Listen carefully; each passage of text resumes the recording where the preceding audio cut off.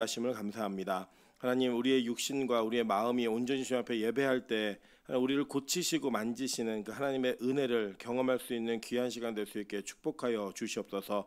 예배 가운데 있는 하나님의 백성들을 기억하시고 오늘 이 밤에 부르짖어 기도하고 말씀을 붙들고 기도하는 모든 기도의 제목들 가운데 하나님 응답하시고 역사하시는 능력을 나타내어 주시옵소서. 함께 하실 것을 믿고 간구하며 예수 그리스도 이름으로 기도합니다. 아멘.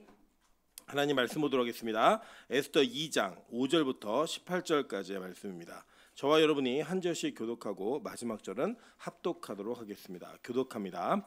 도성 수산에 한 유다인이 있으니 이름은 모르드게라. 그는 베냐민 자손이니 기스의 증손이요 시므이의 손자요 야일의 아들이라. 전에 바벨론 왕 느부갓네살이 예루살렘에서 유다 왕 여고냐와 백성을 사로잡아 갈 때 모르드게도 함께 사로잡혔더라. 그의 삼촌의 딸 하다사 곧 에스더는 부모가 없었으나 용모가 곱고 아리따운 처녀라. 그의 부모가 죽은 후에 모르드게가 자기 딸같이 양육하더라. 왕의 조서와 명령이 반포되매 처녀들이 도성 수산에 많이 모여 헤게의 수하에 나아갈 때 에스더도 왕궁으로 이끌려 가서 궁녀를 주관하는 헤게의 수하에 속하니 헤게가 이 처녀를 좋게 보고 은혜를 베풀어 몸을 정결하게 할 물품과 일용품을 고추며 또 왕궁에서 을에 주는 7 궁녀를 주고 에스더와 그 궁녀들을 후궁 아름다운 처소로 옮기더라. 에스더가 자기의 민족과 종족을 말하지 아니하니 이는 모르드게가 명령하여 말하지 말라 하였음이라. 모르드게가 날마다 후궁들 앞으로 왕래하며 에스더의 안부와 어떻게 될지를 알고자 하였더라. 처녀마다 차례대로 아하수에로 왕에게 나아가기 전에 여자에 대하여 정한 규례대로 12달 동안을 행하되 6달은 모략 기름을 쓰고 6달은 향품과 여자에게 쓰는 다른 물품을 써서 몸을 정결하게 하는 기한을 마치며 처녀가 왕에게 나아갈 때에는 그가 구하는 것을 다 주어 후궁에서 왕궁으로 가지고 가게 하고 저녁이면 갔다가 아침에는 둘째 후궁으로 돌아와서 비빈을 주관하는 넷이 사스가스의 수하에 속하고 왕이 그를 기뻐하여 그의 이름을 부르지 아니하면 다시 왕에게 나아가지 못하더라. 모르드게의 삼촌 아비하일의 딸 곧 모르드게가 자기의 딸같이 양육하는 에스더가 차례대로 왕에게 나아갈 때에 궁녀를 주관하는 넷이 헤게가 정한 것 외에는 다른 것을 구하지 아니하였으니 모든 보는 자에게 사랑을 받더라. 아하수에로 왕의 제7년 10월 곧 데벳월에 에스더가 왕궁에 인도되어 들어가서 왕 앞에 나아가니 왕이 모든 여자보다 에스더를 더 사랑하므로 그가 모든 처녀보다 왕 앞에 더 은총을 얻은지라. 왕이 그의 머리에 관을 씌우고 와스디를 대신하여 왕으로 삼은 후에 왕이 크게 잔치를 베푸니 이는 에스더를 위한 잔치라. 모든 지방관과 신하들을 위하여 잔치를 베풀고 또 각 지방의 세금을 면제하고 왕의 이름으로 큰 상을 주니라. 아멘. 우리 주변에게 인사하겠습니다. 이 밤에 당신의 얼굴 보는 건 감격입니다. 앞뒤로도 인사하겠습니다. 감동입니다. 네. 우리가 예배드릴 때마다 서로의 얼굴을 보고 또 하나님을 만나는 감격과 감동이 있는 귀한 시간 되기를 주님의 이름으로 축원합니다. 저는 오늘 또 밥을 먹는 중에 깜짝 놀라는 장면을 목격했습니다. 우리 소진이가 들어온 거예요. 저는 그 소진 자매가 우리 교회 오면은 기분이 그렇게 좋아요. 왜 그러냐면 안 올 사람이 오니까 진짜 이거 하나님의 은혜다 이런 마음이 있습니다. 그래서 우리 함께 예배할 때 만나는 얼굴이 기쁨과 감격과 감동을 주는 그런 은혜가 있는 교회 되기를 주님의 이름으로 축원합니다. 네, 오늘은 에스더 2장 5절부터 18절까지의 말씀을 가지고 에스더의 때라는 제목으로 하나님 말씀 증거하도록 하겠습니다. 우리가 이 땅을 살아가면서 하나님께서 주시는 은혜대로 살다 보면 우리의 이 땅에서의 역할과 이 땅에서의 사명이 각자 다르고 또 그 사명 속에 인도하신 하나님을 꼭 발견하게 됩니다. 우리가 어떤 현실 속에서 닥치는 일을 그 시점에는 왜 이런 일이 있지? 나는 이런 일이 있다라는 걸 이해를 못하겠네 라고 하는 궁금증과 물음이 있지만 시간이 지나고 나면 그래서 하나님이 이렇게 하셨구나 라고 하는 것들을 깨달을 때가 있다라고 하는 겁니다. 그런 점에서 우리가 이 에스더서를 살펴보는 것은 굉장히 큰 의미가 있다고 생각합니다. 사실 이 에스더서는 좀 그 성경 전체 특히 구약 성경에서 종교개혁자들이나 많은 신학자들 초대 교부들에게 약간 그 천대받던 본문입니다. 이유가 뭐냐면 이 이 에스더 전체에서 뭐 여호와 하나님 이런 얘기가 잘 나오질 않아요. 그리고 이 에스더 자체가 만들어져 있는 그 배경이 부림절이라고 하는 이스라엘의 절기인데 이 절기가 신약에서는 한 번도 언급되지가 않습니다. 그래서 이 에스더서의 가치를 많은 사람들은 조금 이렇게 평가절하하는 부분이 있지만 저는 절대 그렇게 생각하지 않습니다. 왜냐하면 이 에스더서에 담겨져 있는 이야기는 어떤 특정한 단어나 특정한 문장을 택했기 때문에 그것이 복음이 아니라 이 에스더서에는 하나님의 계획과 통치가 나중에 어떻게 이 땅 가운데 드러날 것인가를 정확히 설명해주고 있는 그리스도적 예표가 들어있기 때문입니다. 그 내용들을 우리 뭐 나누는 것은 저는 여러 번과 함께 나누었고 또 그 가운데에서 우리가 이 에스더서를 어떻게 바라봐야 될지에 대한 부분들도 함께 나누었던 기억들이 있습니다. 간단히 요약하자면 뭐 이런 내용들을 요약할 수 있을 것 같아요. 여러분 이 에스더서는 사실 에스더에 나오는 등장인물들이 우리가 이 영화로 많이 만나봤던 사람들입니다. 여러분 그 영화 300이라는 영화 보신 적 있으시죠?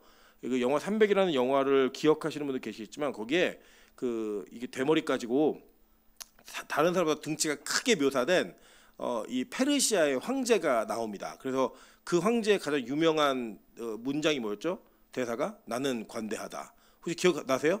예, 그 이야기를 외쳤던 이 사람이 바로 성경에 나오는 아하수에로 왕입니다. 예, 그래서 그 원래는 이제 크세르크세스라고 하는 세속역사에서는 그렇게 부르는데 이 왕과 그때 그 나는 관대하다 했던 그 왕이 에스더의 남편이에요, 사실은. 근데 그 당시에 이 페르시아는 전성기였습니다. 전성기. 어느 정도로 전성기였냐? 이제 아시아를 완전히 제패했어요.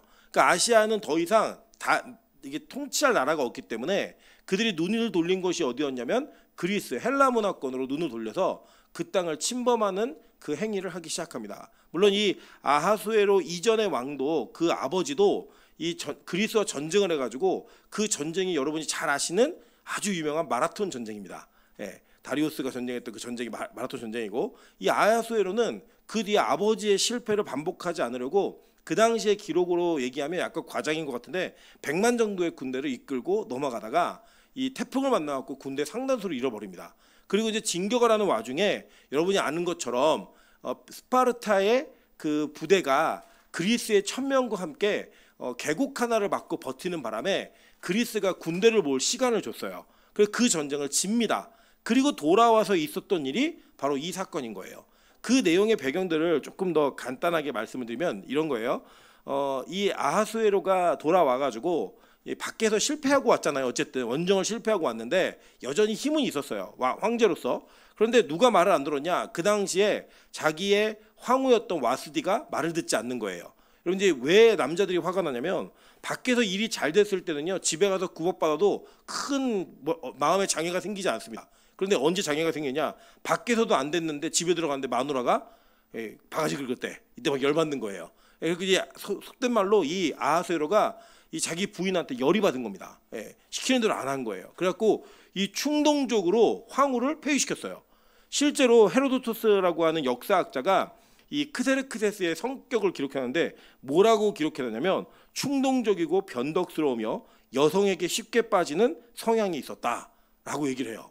그러니까 그 내용들을 이해하시면 또 이게 딱 맞아 들어가죠. 그러니까 여러분 성경에 있는 이야기가 단지 그냥 우리가 알듯이 뭐 옛날 이야기, 뭐 성경책에 있는 이야기로만 끝나는 것이 아니라 세속의 역사하고도 정확하게 맞아 들어가는 실제 있었던 일들이에요. 그 일 가운데서 이 여자를 선택해서 황후로 선택을 하는데 그 선택의 대상 가운데 에스더가 선택되는 장면을 여러분 오늘 읽으신 거예요. 그리고 이 장면 속에서 하나님은 도대체 무엇을 나타내셨는가? 우리는 이것을 역사적으로 좀 볼 시점의 관점들이 좀 필요합니다. 예를 들면 이런 거예요. 하나님께서 이스라엘 백성들을 포로로 팔아버렸어요. 그죠? 너무 말을 안 듣고 죄를 지니까 야 너희들 70년 동안 포로 생활하고 와 라고 해서 팔을 때 어느 나라에게 팔았죠? 네, 그냥 찍어보세요. 아는 나라가 몇 나라 없으시잖아요. 고대의 나라. 페르시아? 아니에요. 어디다 팔았죠? 바벨론에게 팔았어요. 이 바벨론에 그때 여러분이 알고 있는 왕이 누구냐면 느부갓네살 왕입니다. 이 느부갓네살 왕의 나라에 이 유다가 팔려가지고 그때부터 성전이 무너지고 나서 70년 뒤에 이 성전이 복구가 되어져요. 그 복구가 되어지는 그 기간의 70년을 포로 기간이라고 얘기합니다. 그런데 이제 어떤 일이 벌어졌냐면 끌려가기는 바벨론에게 끌려갔는데 끌려간 바벨론에 있을 때에 누가 망하냐면 바벨론이 망해버려요. 그래갖고 그 바벨론이 누구에게 흡수되냐면 페르시아에게 흡수가 되는 거예요. 그래서 바벨론에게 잡혀가고 페르시아에 그 흡수되었을 때에 바벨론을 무너뜨린 왕이 누구냐면 세속역사에는 키루스 2세라고 얘기하는데 우리가 알듯이 뭐냐면 고레스예요. 고레스. 이 고레스 왕이 끌려온 이스라엘 백성들을 포로로부터 해방시켜줍니다. 그 해방시켜줘서 첫 번째로 돌아올 때에 누가 돌아오냐면 수룹바벨이 돌아오는 거예요. 수룹바벨이 누구냐면 수룹바벨은 다윗의 후대입니다. 다윗의 후손이에요. 수룹바벨이 돌아올 때에 몇 명이 돌아오냐? 약 42,360명이 돌아옵니다. 예, 그 인원이 돌아오면서 뭐 남종, 여종, 노래하는 남녀, 뭐 말, 노새, 낙타, 나귀 전체를 다 가지고 돌아오게 됩니다. 돌아오는데 이 돌아오고 난 다음에 52년 뒤에 2차 포로기한이 있어요. 근데 2차 포로기한이 누구냐면 에스라가 대장이에요. 그래서 그 뒤에 3차 포로기한이 있어요. 25년 뒤에. 누구가 대장이에요? 느헤미야가 대장이에요. 그래서 3차 포로기한이 첫째는 수룹바벨, 두 번째는 에스라, 세 번째는 느헤미야. 이렇게 세 사람이 리드해서 이 사람들 데리고 오는 거예요. 그런데 이 에스라 사건은 언제 사건이냐면 1차 포로기한과 2차 포로기한 중간에 있는 사건인 거예요. 자, 그러니까 보세요. 하나님이 야 너희들 70년 동안 포로 생활하고 다시 돌아와 라고 얘기했을 때, 자 집에 가자라고 얘기했을 때 그 집에 가라고 얘기하는 명령에 순종하지 않았던 사람들이 훨씬 많았어요. 실제로 그 당시에 많게는 100만 정도, 적게는 50만 정도로 잡는 이 디아스포라 유대인들, 그러니까 포로로 끌려간 유대인들이 그렇게 많이 부흥했다는 거예요. 사람들이. 그런데 거기에서 돌아온 사람들이 몇 명이 돌아왔다고요? 42,000명이 돌아온 거예요. 그러니까 몇 프로가 돌아온 겁니까?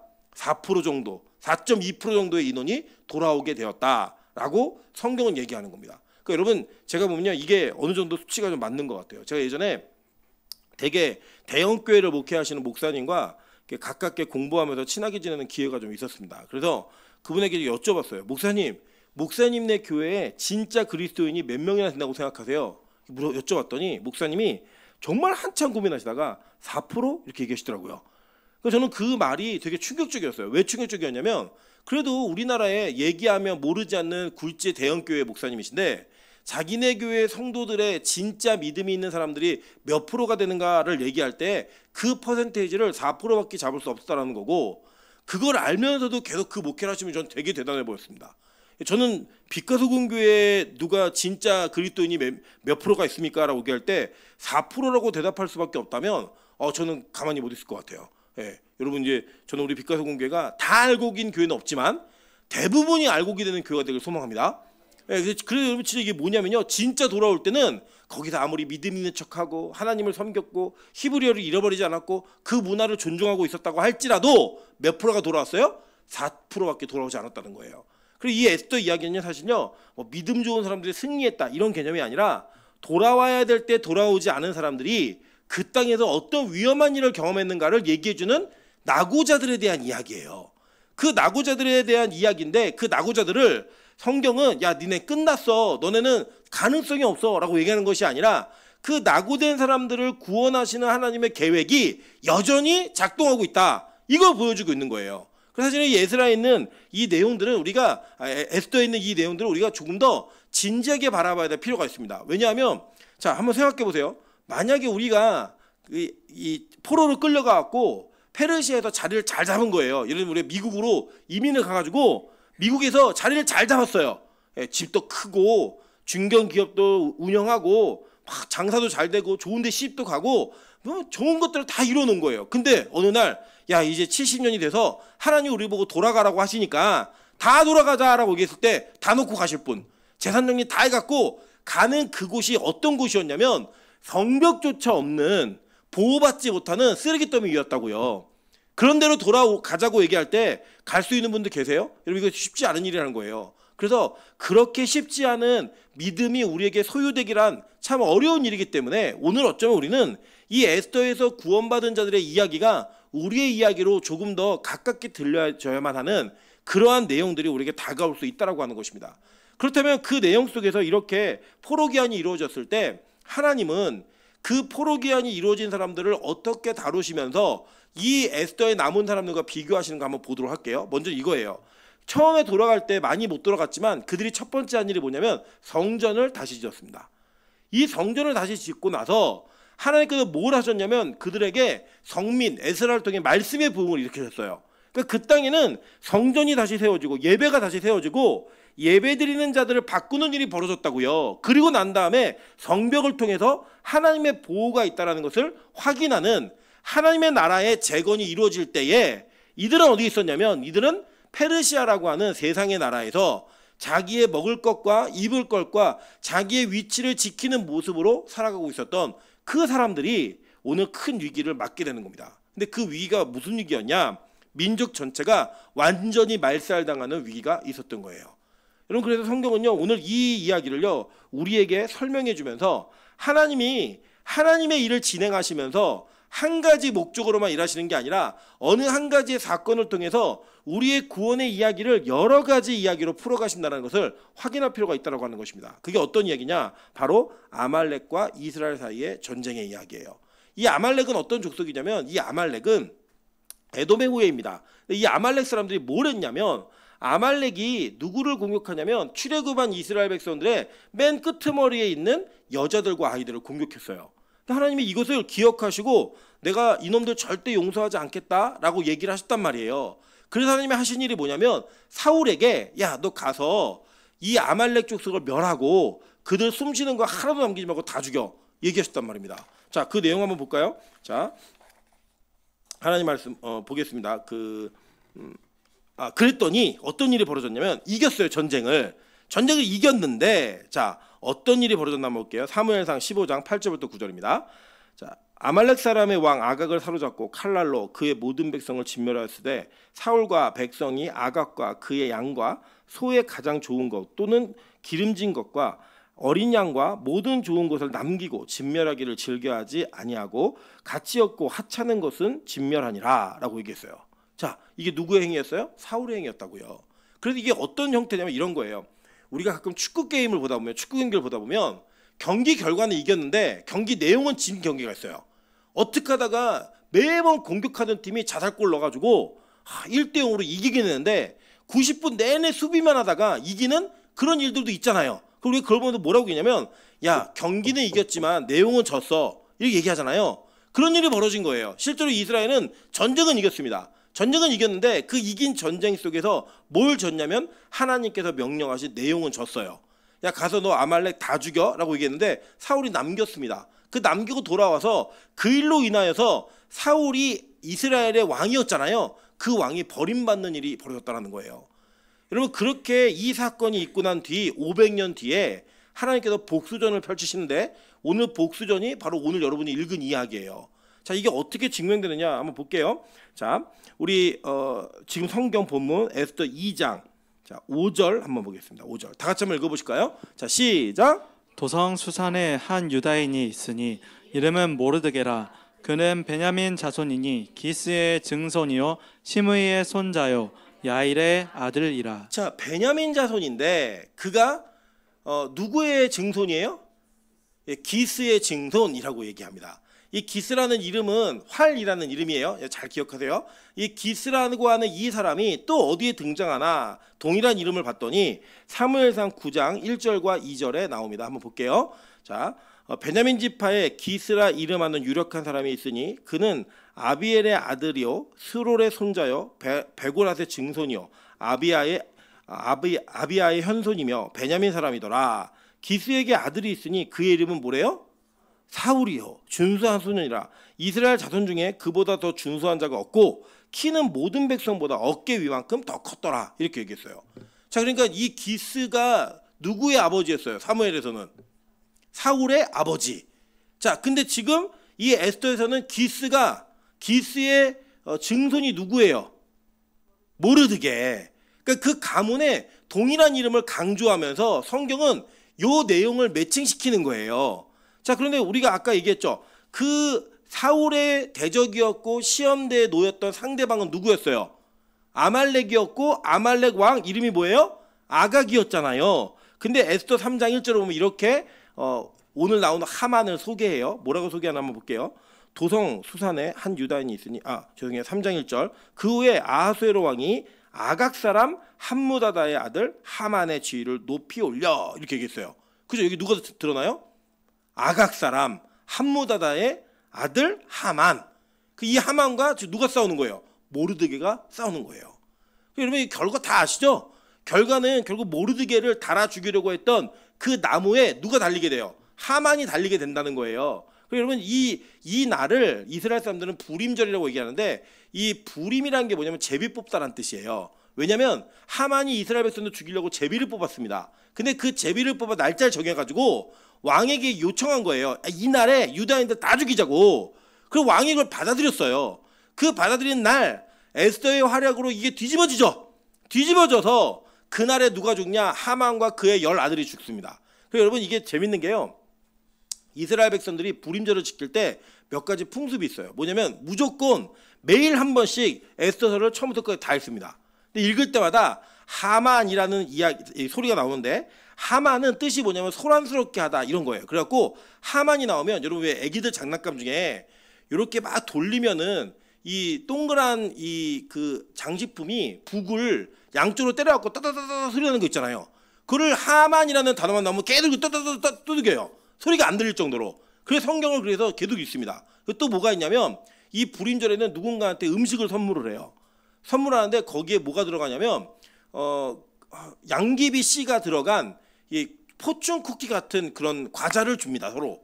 그리고 도시락을 싸갖고 서로 나눠 먹어요. 그리고 뭐가 있냐면 그날은 무조건 포도주를 마시는데 언제까지 마시냐면 부모를 못 알아볼 때까지 마시는 거예요. 그냥 풍습이에요. 기쁘라고. 너무 기쁜 날이어가지고 집에서 부모님을 못 알아볼 정도로 포도주를 마셔라 라고 얘기하면서 그날은 아주 이스라엘의 축제날입니다. 축제날. 애들은 막 선물 받고 과자 받고 막 이런 날이에요. 그러니까 너무나 기쁜 날로 지키는 그런 절기가 나타나서 그날에 이 하만이 죽은 것을 기뻐하는 장면이 나와요. 그게 뭐냐면 500년 전에 실패했던 전쟁을 500년 후에 하나님께서 이 모르드게를 통해 이기게 하셨는데 그 이기는 과정 속에 누가 등장하냐? 바로 이 에스더라고 하는 사람이 등장하는 거예요.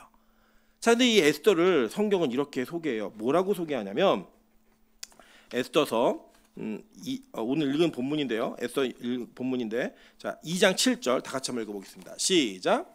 그의 삼촌의 딸 하다사 곧 에스더는 부모가 없었으나 용모가 곱고 아리따운 처녀라. 그의 부모가 죽은 후에 모르드게가 자기 딸같이 양육하더라. 자, 그러니까 모르드게하고 에스더는 무슨 관계예요? 삼촌? 잘 읽어보세요. 한글을. 사촌 관계죠. 그죠? 사촌 오빠예요. 그냥 사촌 오빠인데 나이 차이가 많이 나는 사촌 오빠인 거예요. 근데 이 에스더가 어떠냐면 용모가 곱고 아리따웠다고 얘기합니다. 그러니까 되게 예쁜 아이였던 거예요. 그리고 이 에스더가 얼마나 예뻤냐면요. 그 에스더서 2장 12절부터 18절에 보시면 어떤 내용이 나오냐면 이 왕의 후궁으로서 이게 면접을 보는데 면접을 볼 때 기본적으로 이 제공되는 물품이 있어요. 그리고 그 면접 보러 가는 날에는 이 여자가 요구하는 건 다 줘요. 그러니까 뭘 했냐면 여자들이 예쁘게 보이려고 화장도 떡칠을 하고 막 머리에다 막 장식품도 꽂고 옷도 막 입고 막 이렇게 가는 거예요. 근데 에스더는 뭐로 가냐? 비비크림만 바르고 가는 거예요. 최하의 이 인테리어만 하고 가는 거예요. 그냥 다른 걸 요구하지 않고 그 정도로 가도 화장한 사람보다 이쁘다 안 예쁘다? 예뻤다라고 얘기합니다. 그리고 이게 참 중요한 건데 저는 오늘 이 에스더에게 좀 우리 집중해서 좀 보려고 해요. 우리 이전에 했던 내용들 다 아시는 내용이니까. 사실 이 장면은 나라의 위기의 장면이에요. 어떤 위기냐면요. 이 백성들이 다 죽을 수밖에 없는 위기의 장면이었다는 거예요. 유다인들이. 여러분 지금도 우리나라가 아무 어려움이 없어 보이지만 상당히 어려운 그 국내적으로 어려운 상황에 노출되어 있습니다. 최근에 여러분 많이 이제 미국과의 관계를 많이 보실 거예요. 뭐 미국이 우리나라 우방이다, 뭐 혈맹국이다, 동맹국이다 다 얘기하는 거 뭐 틀리지 않습니다. 다 맞는 표면적인 내용인데 지금 미국이 우리나라에 요구하는 게 뭐냐면 야 너희들 지금 너네들이 가지고 우리나라를 통해서 미국을 통해서 번 돈에 3,500억 달러를 내놔라고 해서 그 요구를 하고 있어요. 그래서 이번에 이재명 대통령이 가가지고 사인을 못하고 온 이유가 뭐냐면 지금 우리나라가 작년 기준으로 보유하고 있는 외환 보유고가 4,100억 달러입니다.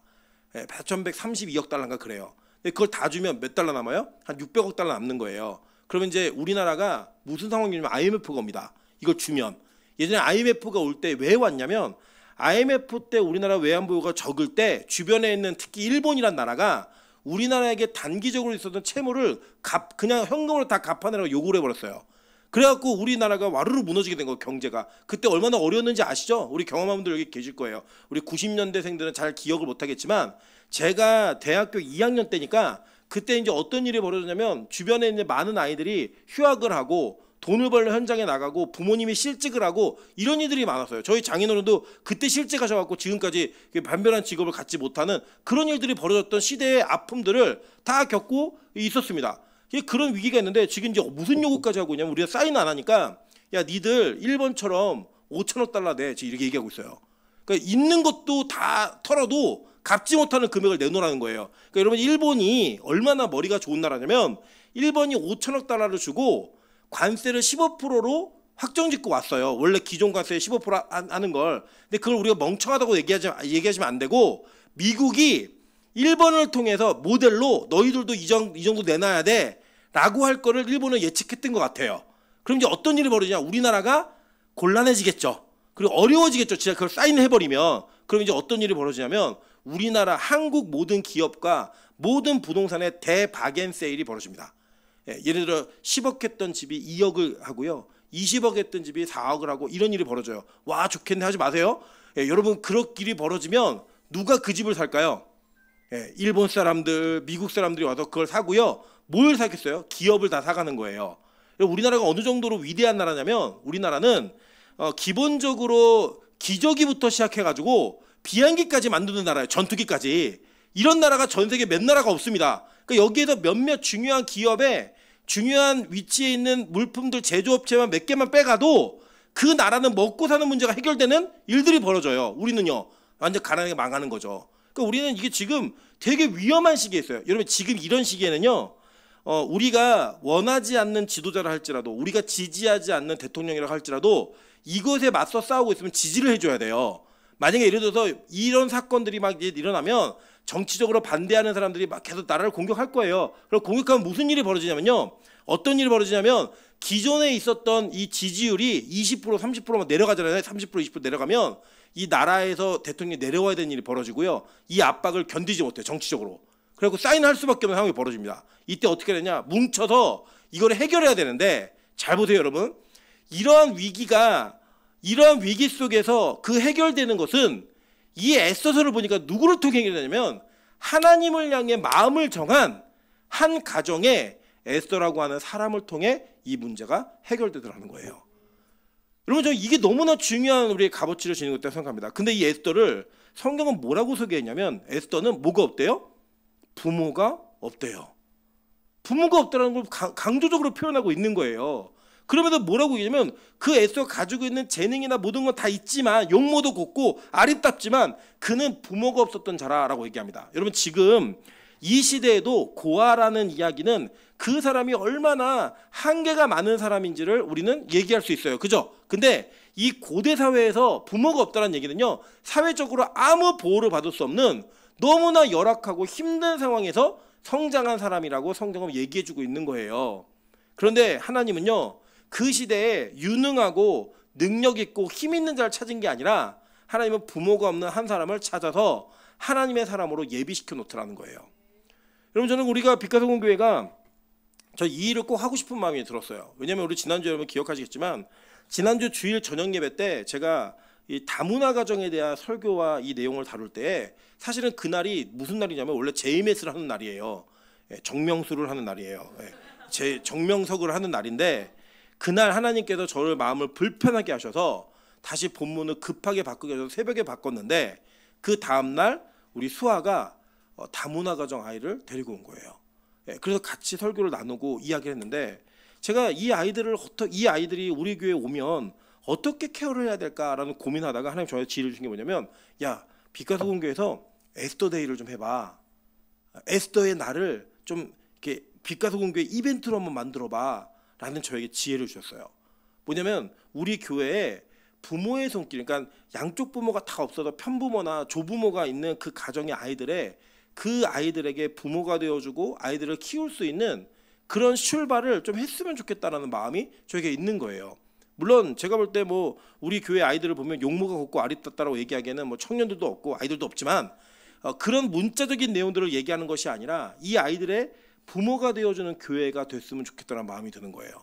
뭘 해주고 싶냐면 아이들에게 그날 어떤 하루를 정해서 이 아이들이 정말로 행복하고 너희가 존중받고 사랑받고 가치 있는 아이다라는 거를 그 하루만은 좀 온전히 느낄 수 있게 도와주고, 교회가 그 아이들의 좀 이게 외모도 좀 바꿔주고 옷도 좀 사주고 먹을 것도 잘 먹여주고, 그렇게 해가지고 이 아이들이 예배 가운데 나오는 그 모습 속에 교회의 따뜻함과 사랑을 느끼고 나오는 그런 일이 있었으면 좋겠는 거예요.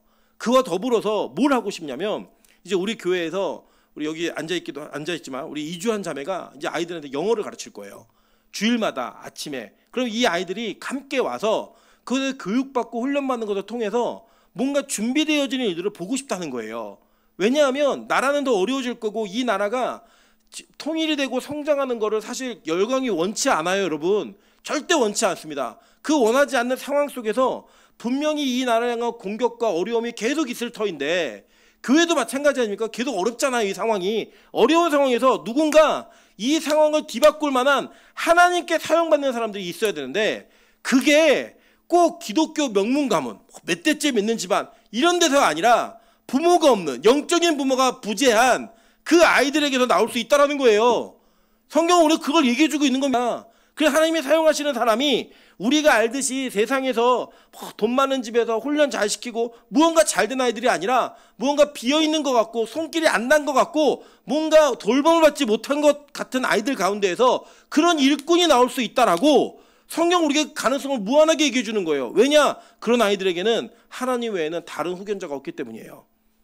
그 하나님이라는 후견자, 위대하신 그 하나님의 후견자를 통하여 하나님이 사용하시는 가운데 우리가 기대하는 것 이상의, 우리가 생각하는 것 이상의 한계를 넘어서 그들을 사용하시는 하나님의 그 영광을 체험하고 볼 수 있는, 저는 교회가 되길 원하는 겁니다.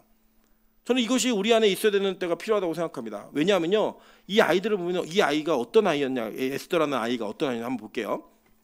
우리 읽은 본문인데 2장 12절입니다. 처녀마다 차례대로 아하수에로 왕에게 나아가기 전에 여자에 대하여 정한 규례대로 12달 동안 행하되 6달은 모략 기름을 쓰고 6달은 향품과 여자에게 쓰는 다른 물품을 써서 몸을 정결하게 하는 기한을 마치며, 이렇게 얘기했어요. 이게 몇 년이에요? 네? 면접하러 보려고 몇 년을 준비했어요? 1년 동안 준비했다는 거예요. 1년 동안. 그 1년 동안 준비하는 과정이 6달은 모략 기름을 쓰고 6달은 향품과 여자에게 쓰는 다른 물품을 써서 몸을 정결하게 하는 기간을 가졌다라고 얘기합니다. 여러분이 잘 보세요. 이거를 그냥 문자적으로 이해하셔서 예뻐지면 되겠다 이렇게 생각하시면 안 돼요. 왜냐하면 이 내용은 왕후를 뽑는 거잖아요. 황제의 부인을 뽑는 거라고요. 그러면 황제가 처음 보고 느끼는 감정은 어디서 오겠어요? 외모에서 올 거 아니에요. 어쨌든 그러니까 그 과정을 준비하는 거였다고요. 그러니까 이 땅이 필요로 하는, 그리고 이 세계가 필요로 하는, 이 시대가 필요로 하는 그 하나님의 사람 일꾼에게 하나님이 계획과 뜻이 있다면 그 계획과 뜻 가운데서 그 사람들이 이 시대 속에 필요한 것들을 준비하게 만든다고요. 여러분, 그래서 철저한 준비가 필요합니다. 어떤 준비가 필요하냐? 이 시대가 어떤 시대인지를 이해하고 그 시대에 반드시 갖추어야 될 실력을 갖추는 사람들이 필요해요. 여러분, 오해하지 마세요. 저는 실력 있는 사람을 하나님이 쓰신다고 생각하지 않아요. 하나님은 사람을 택해서 실력을 갖추게 하십니다. 그러니까 내가 무언가 열심히 하지 않으면 하나님이 나를 거기에 택하지 않은 거예요. 예를 들면 제가 몇 번씩 말씀드린 예화이긴 한데, 제 후배가 선교사를 가겠대요. 근데 그때 당시에 그 후배가 30대 중반이었습니다. 그래서 제가 물었어요. 영어 잘하니? 영어 못한대요. 그래서 제가 이렇게 얘기했어요. 야, 30대 중반까지 영어가 준비되지 않는 선교사가 어디 있어? 가지 마. 물론 40대도 갈 수 있고 다 갈 수 있어요. 근데 제가 볼 때 그 친구는 무조건 준비가 되었어야 되는 상황이에요. 특별히 바쁘지도 않았고 어렵지도 않았어요. 선교사가 되겠다는 이야기는 여러서부터 했지만 그 선교사가 준비되어야 될 과정 속에 그는 준비가 안 됐다고요. 그럼 저는 준비 안 됐으니까 너는 아니야가 아니고, 야, 하나님이 너 아니기 때문에 준비를 못하게 하신 거야. 준비를 안 하게 하신 거야. 이렇게 얘기를 해요. 여러분, 의료 선교를 담당해야 될 아이들은 어려서부터 뭘 할까요? 그렇죠. 공부를 하죠. 내신 몇 등급 받아야 될까요? 1등급. 여러분 그 뭐예요? 1등급 된 아이들만 쓰는 게 아니라 의료 선교를 감당할 아이는 하나님이 시키지 않아도 어려서부터 책을 보게 만들고 공부를 하게 만들어 놓는다고요. 그리고 여러분 내 아이가 공부를 열심히 하지 않는다. 그럼 뭐냐면 얘는 의료 선교로 부름받은 애가 아닌 거예요. 할렐루야. 그 뭐예요? 기술을 가르치세요. 그쪽으로도 충분히 하나님이 사용하시는 방법이 있다고요. 그러니까 그 아이들이 사명이 무엇인가에 따라서 하나님은 그 아이들의 인생을 준비시킨다는 거예요. 그러면 지금 내가 하나님 앞에 어떻게 부름받은 사람인지에 대한 사명이 있는 사람들은 뭘 해야 돼요? 그 사명에 맞는 준비를 해야죠. 그 사명에 맞는 노력이 있어야죠. 왜냐? 하나님이 그 과정을 통해서 우리를 훈련시키고 다듬어 가신다는 거예요. 에스더가 무슨 준비했어요? 그 준비를 한 거예요. 그랬더니 어떤 일이 벌어졌느냐? 다른 애들은 아까 얘기했지 뭐 화장을 떡칠하고 가는데 에스더는 그냥 비비크림 하나 바르고 갔는데 그 모습이 모두가 볼 때 가장 이쁜 모습이었다는 거예요. 여러분 저도 그런 일이 있어야 되지 않겠습니까? 빛가서 공교회 같은 작은 교회에서 무슨 인물이 나와? 왜 안 나와요? 나올 수 있죠. 하나님 앞에 준비 잘 돼 있으면 하나님이 언젠가 우리 교회를 사용하시고 우리 교회에 있는 일꾼을 사용하실 때에 그 준비되어진 사람을 통해 하나님이 뭘 하시겠어요? 일을 하시겠죠. 여러분 저는 제가 설교자로 부름받았다는 것을 어려서부터 확신했습니다. 왜 확신했냐면 저는 전도사 때부터 너무너무 설교하고 싶어서 미치겠어요. 진짜. 진짜 어떤 날 답답해가지고 진짜 막 의자 앉혀놓고 의자들 세워놓고 막 설교도 해보고요. 인형들 앉혀놓고 막 성경 공부도 해보고 막 그랬어요. 진짜 제가 진짜 혼자 하는 것처럼 그렇게 할 수 있는 마음을 저에게 부어주셨다고요. 남들이 알아주지 않아도 그때 여러분 옛날에 전도사들은 그냥 맡은 부서만 열심히 하면 돼요. 맡은 부서만 열심히 하면 되는데 저는 제가 맡은 부서와 상관없는 성경을 연구하고 가르치는 일을요. 저는 무수하게 많이 준비했다고요. 근데 그 왜 했겠어요? 제가 이게 뭐가 돼야지 아니라 그냥 저는 그때 너무 성경이 재밌었어요. 진짜 너무 신나고 너무 재밌었어요. 네. 그래서 그걸 공부하게 하신 거예요. 그냥 남들이 모르는 거 알고 싶지 않아 하는 거 저는 너무 궁금했고 그래서 제가 뭐 했냐. 저 신대원 때 학교 가서 수업할 때마다 뭐 했냐면 지도 그렸어요. 맨날 이스라엘 지도. 우리나라 지도 저 못 그려요. 근데 이스라엘 지도 잘 그려요. 그걸 막 그리면서 헤브론 여기 있었구나. 막 맨날 그리고 화살표로 얘기하고 막 노아의 그 족보가 나올 때는요. 막 사람들의 숫자 나이를 자로다가 재가지고 다 그렸어요. 누가 겹치나, 누가 태어날 때 누가 죽었나 다 그 제 손으로 확인해야 됐다고요. 물론 지금 이런 거 하지 마세요. 그냥 AI에 물어보면 다 알려줘요. 그거 하는 시대가 아닌데 저 그때 그런 게 없으니까 다 손으로 그리고 막 그랬다고요. 근데 저는요 제가 그랬기 때문에 사용받았습니다 라고 얘기하지 않아요. 하나님이 저를 성경을 가르치는 교사로 사용하시기 위해 하나님이 그 준비를 하게 하신 거예요. 저는 우리 빛가서 공교회가 그 하나님께서 준비시키실 때에 그 사명이 예리해질 때에 꼭 사용받는 교회가 되기를 소망합니다. 왜냐하면 우리 교회가 매일 예배를 드리고 매일 하나님 앞에 예배 드리는 부모들에서 크고 있는 아이들에게는 어쩌면 세상에 가지고 있는 돌봄이 더 무뎌질 수도 있고 그들에게 손길이 한 번 더 못 갈 수도 있어요. 어쩌면 주님 앞에 헌신하는 시간과 주님 앞에 수고하는 시간 때문에 아이들을 돌봐야 되는 시간이 더 줄어들 수도 있고 그 아이들이 방치될 수도 있다고요. 그런데 그 가운데서 교회가 그렇게 하나님의 사명을 부여받는 아이들을 키워낼 수 있는 힘을 갖는다면 그 준비를 해놓는다면 그것을 통해 자라는 아이들이 하나님께서 나라와 민족에 어려움이 있을 때 야, 너 가서 이 사명 감당해 라고 할 때 그때 사용받을 수 있는 아이가 저는 우리 빛가서 공교회에 있을 수 있다고 좀 믿어요. 하나님의 준비 지금부터 시작되고 있는 거니까. 그래서 너무 고마운 건 우리 주일학교 사역자들과 교사들에게 너무 고맙습니다. 여러분 우리 교사들이요 진짜 아무도 알아주지 않는 그리고 티도 나지 않는 그 과정과 환경 속에서 아이들과 함께 수고하고 노력하는 것들 보이지 않아요.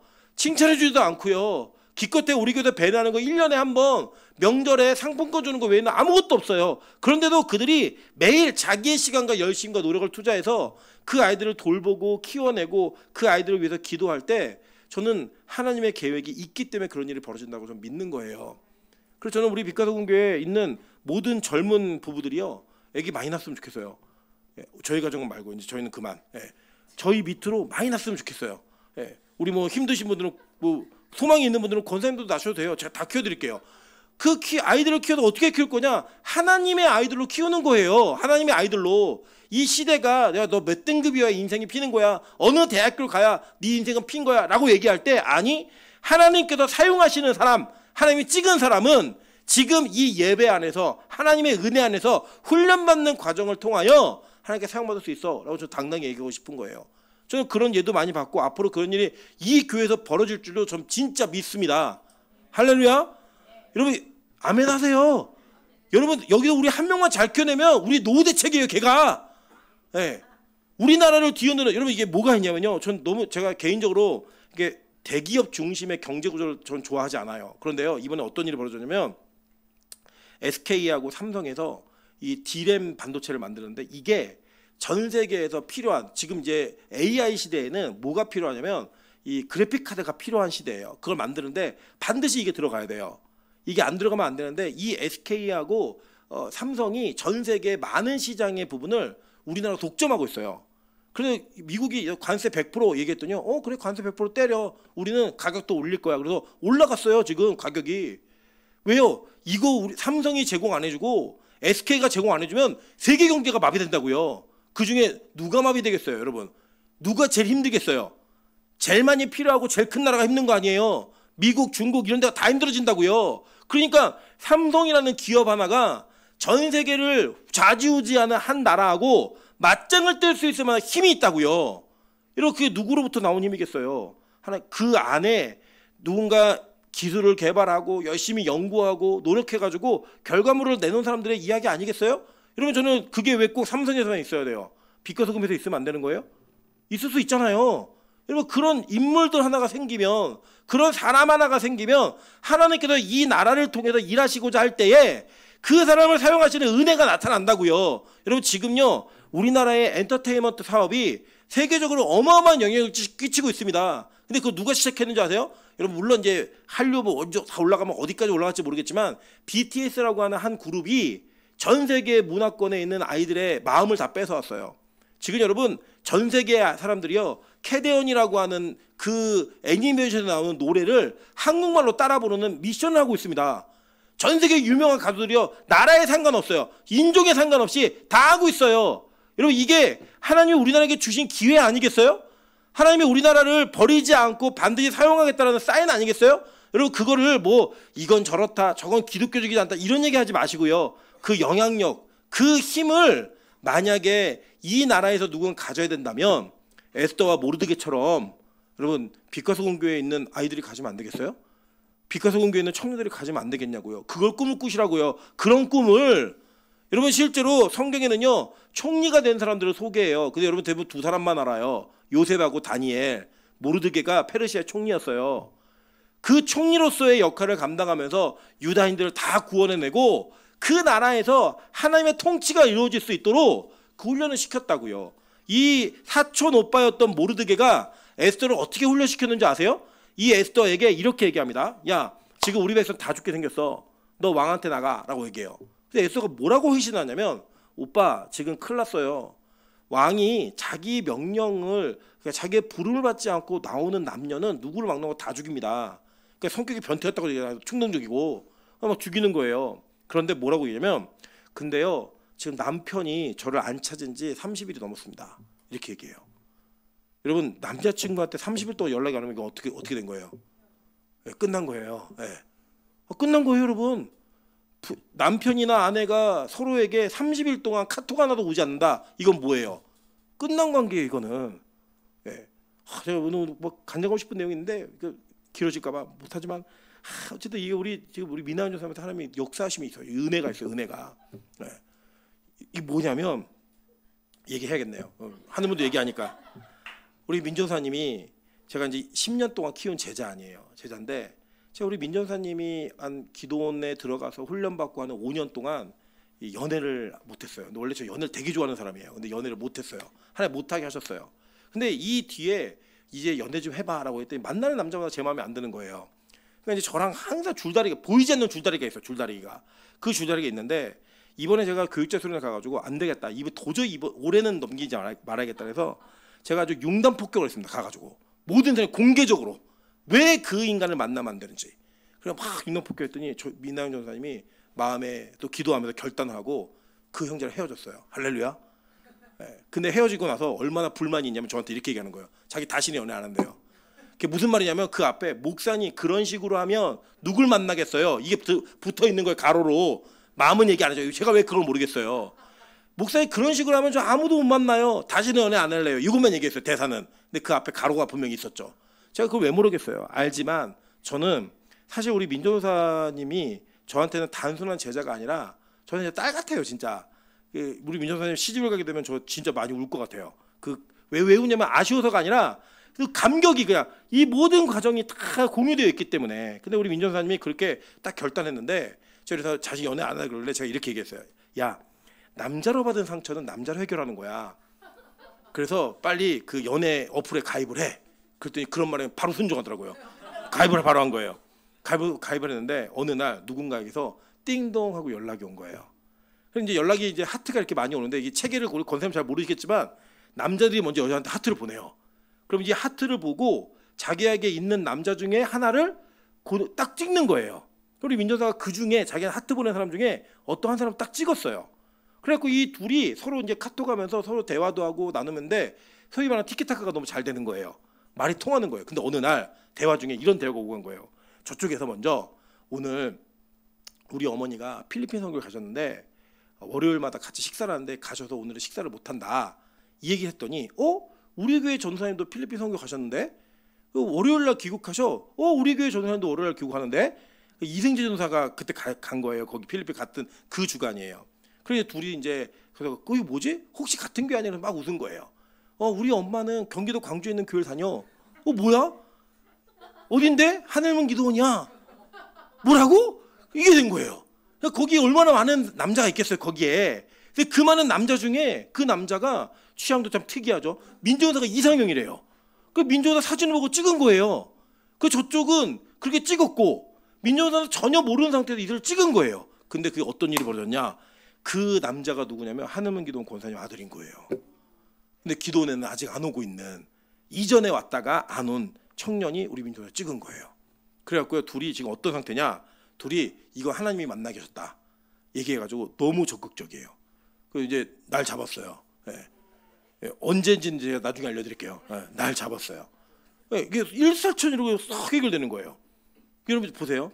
만약에 우리 민정사가 그때 헤어지라 그랬을 때 하나님의 말씀에 순종하지 않았으면 이런 일 없는 거예요. 지금요 우리 민정사님의 상태가 좀 안 좋아요. 왜 안 좋냐면 남자가 너무 적극적이어갖고 매일 만나러 오는 거예요. 그러니까 너무 힘든 거예요. 체력적으로. 그만하라 제발. 나 설교 준비도 하자. 이거 너무 힘든데 저 힘듦은 여러분 기쁨의 힘듦이에요. 없어서 힘든 것보다 훨씬 낫다고요. 근데 이게 뭐냐면 어떤 때와 날이 하나님에게 준비된 그게 있을 때 하나님은 그 사람을 준비시키셔서 그날에 사용하시기 위한 모든 것들을 다 준비해 놓으신다고요. 여러분 에스더가 뭐 하는 줄 아세요? 그 얘기 듣고요. 그 얘기를 할 때 이 모르드게가 이렇게 얘기합니다. 야, 너 만약에 네가 외면하면 우리는 다른 방법으로 하나님 우리를 건지실 거야. 그래 너하고 네 아비 좀 다 망한다. 그 얘기한다면 뭐라고 얘기했냐면 네가 왕후 자리를 얻은 그것이 이 때를 위함이 아닌지 누가 알겠느냐. 이렇게 얘기를 해요. 그랬더니요 에스더가 이걸 탁 듣고 이렇게 결단합니다.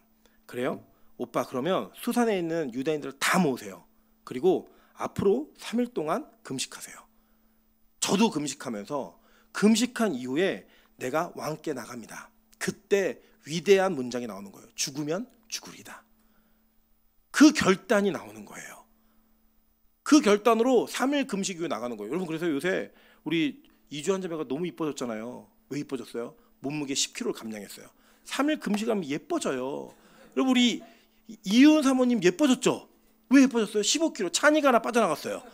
애를 하나 낳은 거예요. 그냥 애가 하나 빠져나가니까 너무나 예뻐지잖아요. 금식하면 자매들은 다 예뻐집니다. 할렐루야.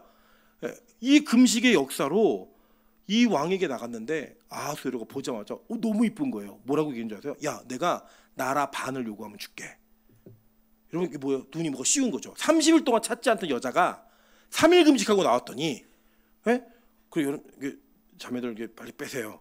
3일 금식하고 나갔더니 30일 동안 찾지 않던 여자가 야 진짜 너 예쁘다. 내가 나라의 절반이라도 줄 테니 원하는 거 다 얘기해봐. 그걸 얘기해요. 그래서 자기의 희생으로 그 헌신으로 나라를 구한 거예요. 이게 뭐의 표징이냐면 보세요. 예수님이 3일 동안 이 무덤에 계셨죠. 그 무덤에 계시는 죽은 것 같은, 여러분 3일 금식 해보세요. 죽을 것 같아요. 21일은 어떻게 하냐? 21일을 하면 21일에 맞게 몸이 힘들고 3일을 하면 3일에 맞게 몸이 힘들어요. 그 힘듦과 죽음의 그 통로를 지나고 나서 하나님의 영광을 회복하는 그 모습을 보였던 것처럼 오늘 이 에스더가 3일의 금식을 통해 나라와 민족을 구하는 일꾼이 되는 그 하나님의 때를 맞게 되는 거예요. 저는 우리 교회에 그런 일꾼들이 나오길 소망합니다. 이제 우리 권사님들에 대한 이 교회의 배려와 대책도 저는 나름대로 계획을 가지고 있어요. 그래서 진짜 제가 우리 권사님들이 이 교회를 통해 영혼과 육체가 같이 힐링되는 교회를 만들 거예요. 그런데 그것 이상으로 저는 우리 다음 세대에게 투자할 겁니다. 다음 세대 아이들에게 이 투자를 통해서 아이들이 어떻게 이 나라에 필요한 일꾼이 되고 이 교회에 필요한 일꾼이 될 수 있을지 전 그걸 놓고 전 목숨 걸고 기도할 겁니다. 왜냐하면 그렇게 이 아이들을 키워냈을 때 우리나라가 꼭 필요한 시점과 필요한 때에 하나님이 사용하시는 아이들이 저 세워질 거 믿기 때문이에요. 우리 몰라요. 어떤 계획이 있는지, 어떤 고민이 있는지 몰라요. 하나님의 어떤 계획이 있는지 진짜 모릅니다. 그런데 하나님이 저에게 그 마음을 주셨어요. 아이들을 위해서 정말 말로만이 아니라 교회가 어떻게 움직여야 된다는 마음을 막 주셔가지고 요새는 진짜 제가 자는 순간까지도 그 고민하니까요. 꿈을 꿔요. 꿈을. 아이들에 대한 꿈을 꿔요. 야, 어떻게 해줘야 되지 우리 아이들에게? 이거 해볼까? 저거 해볼까? 막 꿈을 꿔요. 그 꿈속에 저는 우리 교회가 동참하기를 소망합니다. 이 기도의 밤에 하나님 우리 교회에도요 에스더와 같이 때가 준비되어지는 아이들이 있게 도와주십시오. 얘기하는 거예요. 야, 너 이렇게 돈 많이 번 거 이때를 위함이 아니야. 우리 권사님들 노후 책임져. 얘기할 수 있는 그런 아이가 전 나올 거라고 믿어요. 이 교회가 한국 교회가 어려움이 있을 때, 야, 이 어려울 때에 너를 통해 복음이 다시 외쳐져야 되는 그 시기가 준비되어야 되지 않겠니? 그걸 얘기할 수 있는 아이가 나오길 원하고요.